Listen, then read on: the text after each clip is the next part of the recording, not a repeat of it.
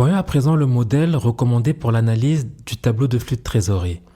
Il se présente de cette façon.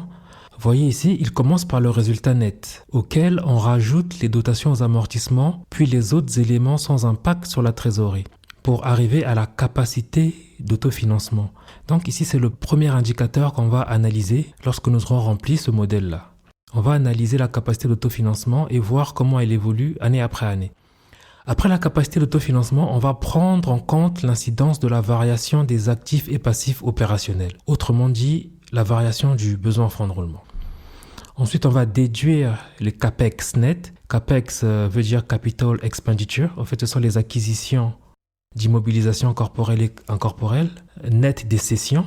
Donc, on va prendre en compte les acquisitions et les cessions d'immobilisation ici. Donc, on va les déduire, ok ?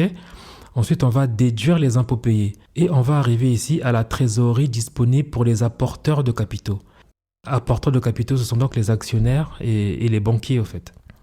Ici, vous voyez que c'est un indicateur qui est très important, alors qu'il n'apparaît pas dans les tableaux de flux de trésorerie présentés par les entreprises.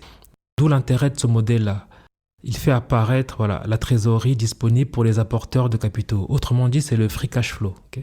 Ça sera très intéressant à analyser également. Ensuite, de ce free cash flow, on va déduire les frais financiers nets, les dividendes nets et les autres investissements des investissements. Ici, les autres investissements des investissements, vous allez les trouver dans la section investissement du tableau de flux. De façon générale, ça sera les autres postes que vous verrez dans la section investissement du tableau de flux, à l'exception du CAPEX net. Donc en général, ce sont les acquisitions d'entreprises, enfin les participations dans d'autres entreprises, etc. Achat d'actifs financiers, ce genre de choses. Après avoir déduit ces trois postes-là, on va arriver à la trésorerie générée ou absorbée avant le financement. Ça également, ça n'apparaît pas dans les tableaux de flux tels que présentés par les entreprises en général. À la fin ici, on va regarder ce qui s'est passé au niveau du financement de l'entreprise. Donc on va voir la variation des capitaux propres, la variation des dettes financières et ensuite comment varie la trésorerie de l'entreprise.